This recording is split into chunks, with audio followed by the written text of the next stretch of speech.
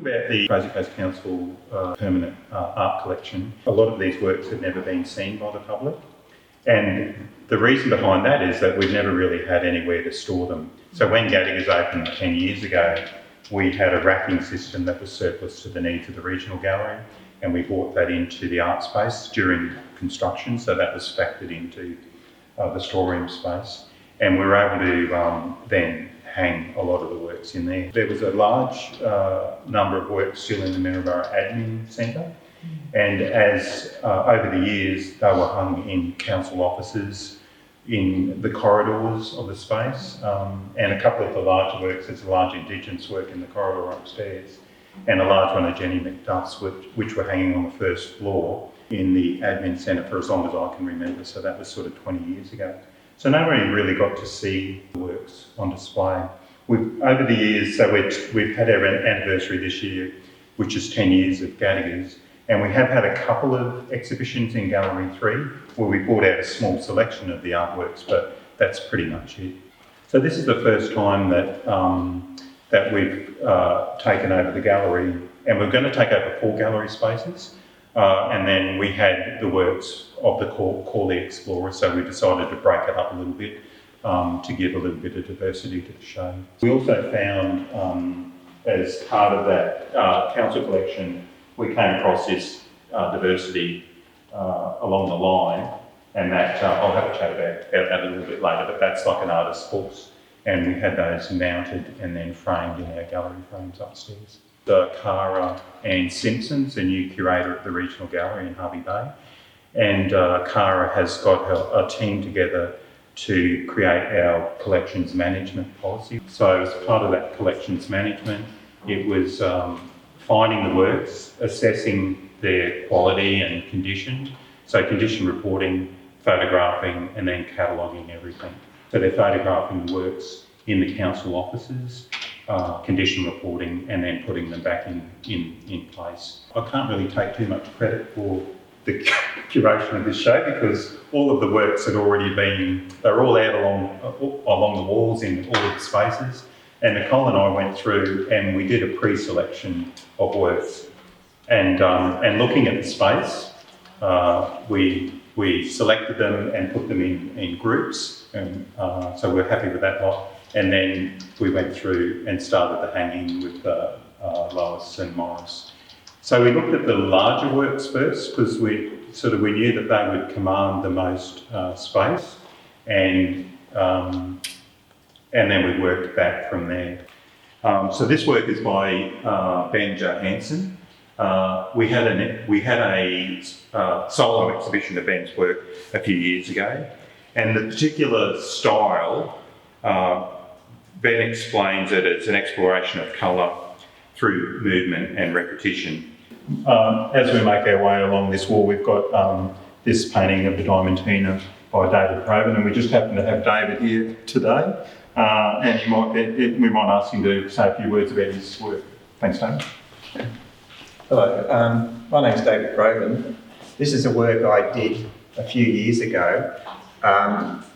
The Diamantina was named after the Diamantina River in Western Queensland, and it was built in Walkers about 1943 when they first laid the first foundations for it, and it was commissioned in 1944, I think, and decommissioned again in 1946. But it saw some, up in Bougainville and around the north, around New Guinea and stuff.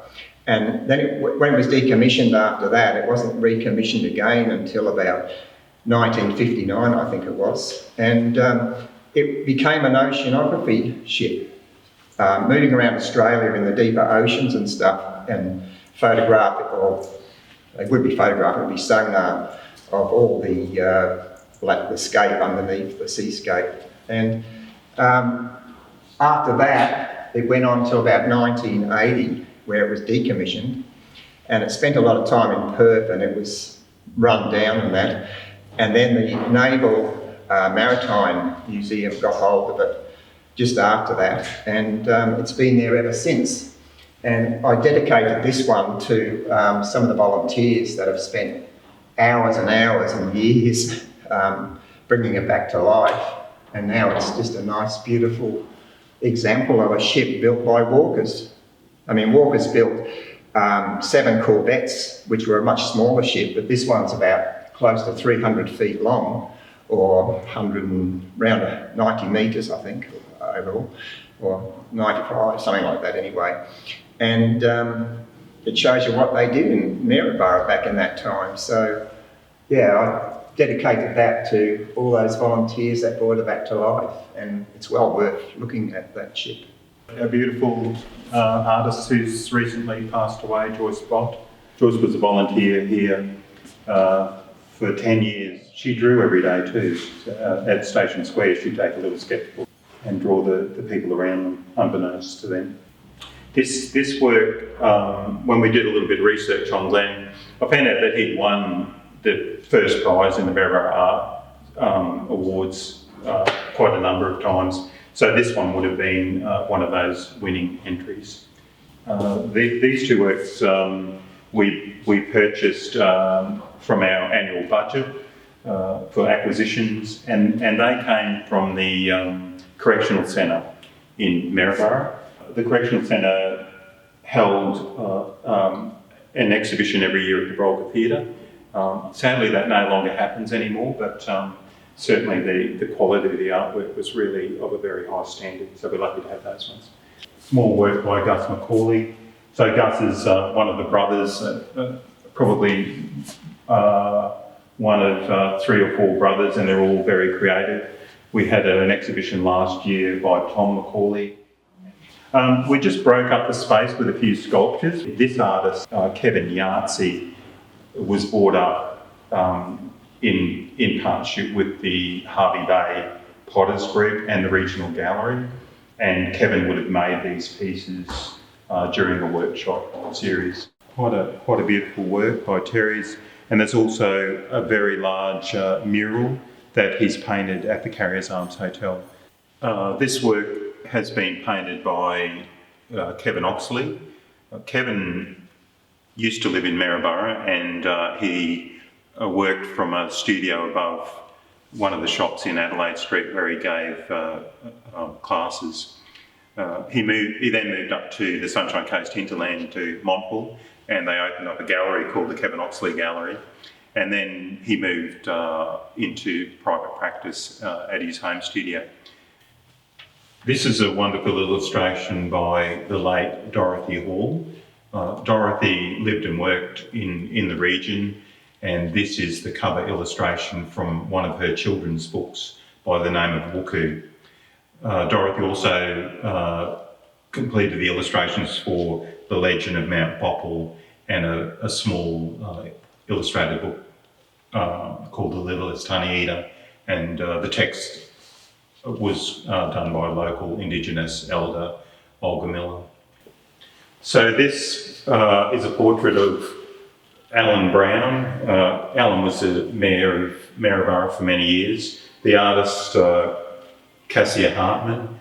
Also, the larger sculpture that fronts the Brolga Theatre was also created by Cassia as well. Works are by local artist Marnie Costa. Marnie is Harvey Bay artist. She works primarily in stone, marble and granite. So this one is the winning entry in last year's Harvey Bay Art Society Awards, and it comes to us as that acquisitive prize, so part of the council collection. We've got another little one here by Joyce Bott, a little fairly watercolour. Not too sure, we didn't have a lot of information about this one, but that's certainly unusual style and colour palette, so that kind of needed a wall of its own, also because of the size. This one, there's a pastel up here of the swan. So this is by local artist Bette Phillips, and Bette owns the Wide Bay Gallery. So she's a bit of a master of pastel and light. This is a lovely work, also an award-winning piece by Pat Hall. Pat is no longer with us, but she had a beautiful, unique style and quite quite prolific artist as well. So we've got a couple of works, one here by Brian Ellison and one across the road. Brian was a Sunshine Coast artist, and we've got a few of his in the collections. A couple of works here by local artist Carol Sega, and Carol lives in Harvey Bay. She's been primarily painting, printmaking. She's one of our local Gadiga's print space members. A little work here. I'm assuming that one's an early work by Rebecca Mcduff. So she's the daughter of Jenny Mcduff, and it's got a fairly childlike quality about it, but it's really well resolved. So I did take a photo of that and send it to Jenny, and they were pretty excited that we've still got that in the collection. This one over here is Val Mcintosh, and Patrice has taken a video of Val talking about that particular work and the process. We've got one by Henry Breakers. Henry has pretty much had a show here each year since we opened, so it's good to see Henry represented in this particular exhibition. We've got another one of Joyce Bott. Joyce had that quite unique quality of painting with the fingers, so she'd come in every Gadiga's by night and she'd do a portrait, so she'd finish a portrait on those particular event nights, and she'd do it all with the fingers, so she'd have a sitter there, and within an hour or so they'd walk away with a fairly wet portrait of themselves, and all painted, very, very unique. And then this one over here, I'll just draw your attention to that one. That one is Jenny Mcduff's. I don't have a lot of information about that one, but that always hung in the foyer of the Maryborough Admin Centre. The other one, this one was again an award winner. I did find a little bit of information about Sylvia Ditchburn, and that was the Open Award winner and the judge John Massey from the Queensland Art Gallery. So it's kind of interesting that the show did attract some great judges and some wonderful work. Our sister city relationships, and we thought we'd hang one of those up just to represent that contribution from them. And beautiful silk work. We found a box, and that box is one of a limited edition of artists' books, and the title was Diversity Along the Line, and that was made up of 20 artists and 60 books. So we had the works mounted, and then we used our gallery frames. So we just wanted to add a little bit of a point of difference between the works downstairs and these ones. So it's a little bit more uniform, but still looks pretty good, very polished. So we're really surprised when we went through those works. There's a couple that I'll just read out a little bit of background about a couple of the works. And the first one is the Max Lovell. So this is a reference, this particular one over here, to two of his favourite things, the art of Cy Twombly and The Simpsons. So Cy Twombly, the American artist, is an abstract expressionist who looked at ancient cultures and tribal artefacts in a direct and primary way. He is often described by fellow artists as the best stamp scribbler in the business. The Simpsons is a snapshot of ordinary life and family values. It can often make us feel uncomfortable when we recognise ourselves in the characters and the situations, but it does offer redemption and love, even for losers. So this piece is based on one of the episodes, Lisa versus Malibu's Stacey. When Lisa buys a talking Malibu Stacey doll, she discovers that it can only utter vacuous phrases that reinforce sexist gender stereotypes. For example, don't ask me, I'm just a girl. So Lisa's complaints receive the standard corporate response. Believe me, we're all very mindful of such concerns. From the all-male boardroom of Malibu Stacey's manufacturer, the Petrochemical Corporation, which in pursuit of profit before people also makes caustic profits. This is an early one of Joe's. In the journey of my life, my series Getting There, I have had no map. I was programmed for fast travelling and getting there. Arriving at the destination was the goal, and like all fast travellers without maps, I had to follow the signs and blindly follow others, trusting in their destination. I passed these same travellers all the way on a great roundabout of life, and like me, looking for an exit sign and not knowing how to exit. If somebody were to inquire how you're going, I'd reply, getting there. I've come to realise there does not exist. It is a place where no one dwells, but everybody is headed. The great paradox of life, so my diversity along the line, my varied experiences along the life path have taught me this. A good traveller has no plans, but has ultimate faith in the journey. Probably from 1960 to 1970, Frank and Eunice Corley drove the suburban streets of Queensland in their pink Cadillac, taking photographs of houses and selling them to the homeowners.